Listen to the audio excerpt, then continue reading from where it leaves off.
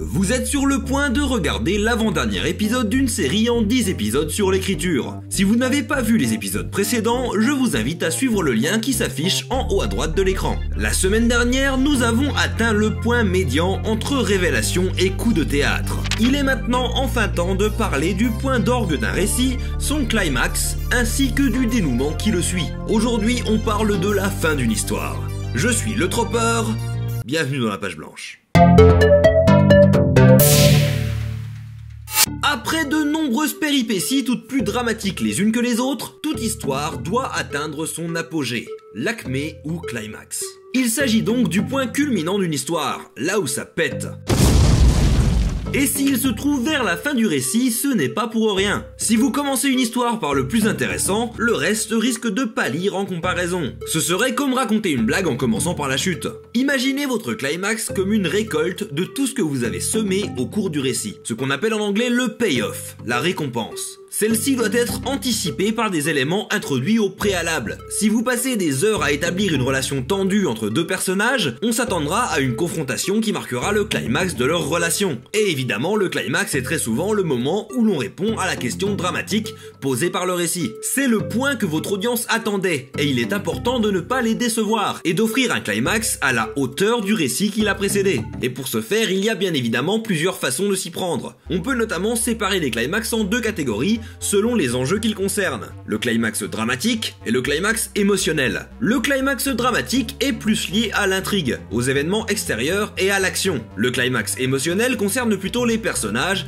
ainsi que leurs conflits internes et relationnels. La plupart des histoires ont à la fois un climax dramatique et un climax émotionnel. Il se peut que le climax émotionnel ait lieu avant le dramatique, pour laisser place à l'action, ou au contraire que l'on écarte l'action d'abord afin de se concentrer sur les relations des personnages. Ce que ça indique, c'est les priorités du récit, et ça dépend entièrement de l'auteur. Il est également commun que les climax dramatiques et émotionnels soient simultanés, souvent en se reposant sur un choix qu'un personnage doit faire, basé sur ses conflits internes, qui impactera l'instant final de l'intrigue. Il n'y a pas de bonne ou de mauvaise façon de faire, mais il faut avoir conscience des enjeux d'un récit lorsque vous choisissez de concevoir ses climax. Si les émotions des personnages sont secondaires et ne transparaissent pas dans le reste du récit, un climax émotionnel peut être ressenti comme une perte de temps qui retarde l'avancée de l'intrigue. A l'inverse, si votre récit est très orienté personnage, le climax dramatique peut être frustrant s'il se met en travers de la route du climax émotionnel. Sachez reconnaître le cœur de votre récit et vous saurez écrire un climax satisfaisant. À moins que votre but ne soit au contraire de frustrer votre audience. Et c'est là que vous pouvez utiliser l'anti-climax. La bataille bat son plein, les ennemis jurés se font enfin face, la vérité va éclater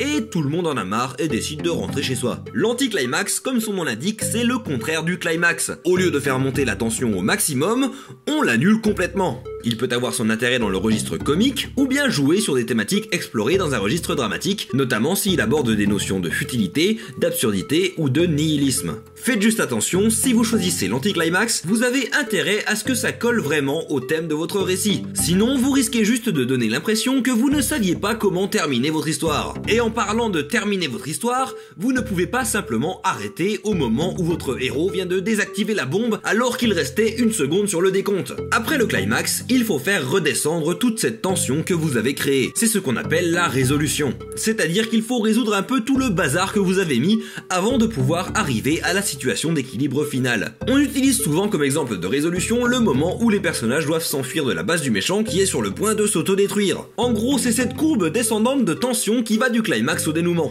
Une résolution doit sortir vos personnages de la situation de crise du récit. Attention, cette résolution ne doit pas sortir de nulle part. Si jamais vous introduisez un événement extérieur pour résoudre l'intrigue, sans aucune préparation préalable, vous faites ce qui s'appelle un Deus Ex Machina. Et même si parfois ça marche, en général c'est assez mal vu. Arrangez-vous donc pour avoir une solution de sortie pour vos personnages, et de l'avoir introduite plus tôt dans le récit. Et évidemment, il y a une résolution dramatique, et également une résolution émotionnelle. Ne vous bloquez pas dans l'un ou l'autre des climax, sans savoir comment désamorcer ce que vous avez créé. Une fois que les personnages se sont échappés de la base et qu'elle a explosé, c'est le moment de se demander où est passé le méchant. On en arrive au dénouement, littéralement le moment où on défait les nœuds. Le dénouement, c'est la fin, évidemment. C'est là où on répond aux questions qui n'ont pas encore eu de réponse. Ou bien, on peut décider de ne pas y répondre. Évidemment, les fins ouvertes sont toujours possibles. L'important, c'est que ce moment doit donner un certain niveau de satisfaction. S'il ne répond pas à toutes les questions, il doit au moins nous montrer ce qui a changé au cours du récit. Quelle est la situation finale? Elle doit être différente de la situation initiale,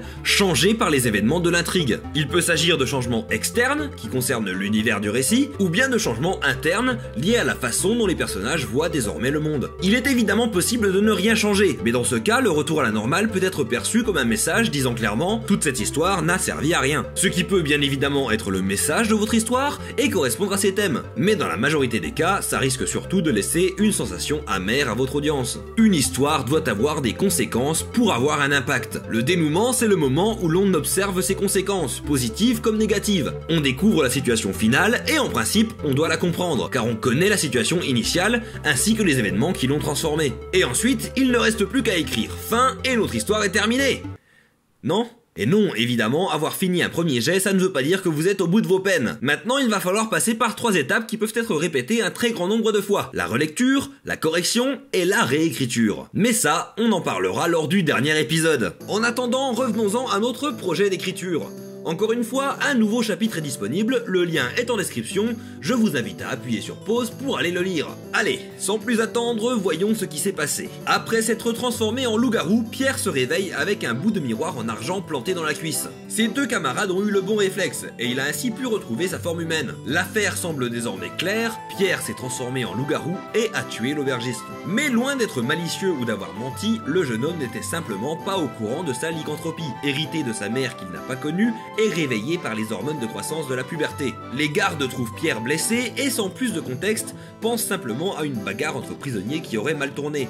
Le jeune homme est transféré et soigné le lendemain matin par un médecin. Ayant perdu beaucoup de sang, il est à moitié conscient quand le juge vient lui rendre visite. Bonne nouvelle, il pense désormais qu'il est innocent et que De Berry et Wendell sont complices dans le meurtre de l'aubergiste. Mauvaise nouvelle, il se trompe et il va exécuter 2 innocents sans le savoir. Pierre est trop faible pour dire quoi que ce soit et perd à nouveau conscience. Et voilà donc ce qui va constituer notre climax dramatique et émotionnel. L'exécution de 2 innocents pour un crime commis par notre protagoniste à l'insu de son plein gré. Vous vouliez de la moralité neutre, vous êtes servi. Maintenant, l'heure est venue pour vous de faire le dernier choix, en vous mettant dans la peau de Pierre pour le climax. Vous avez 2 options. Pierre peut assumer ses actes et se dénoncer en avouant avoir tué l'aubergiste, ou bien il peut choisir de laisser De Berry et Wendell mourir à sa place, considérant qu'il n'est pas responsable. La décision finale ne dépendra que de vous, et bien évidemment de ce choix découleront notre climax ainsi que notre dénouement. Choisissez bien. Et ce sera tout pour aujourd'hui. On se retrouve donc la semaine prochaine pour le dernier épisode de La Page Blanche. Si cet épisode vous a plu, n'hésitez pas à le partager au plus de monde possible, à laisser un like et un commentaire,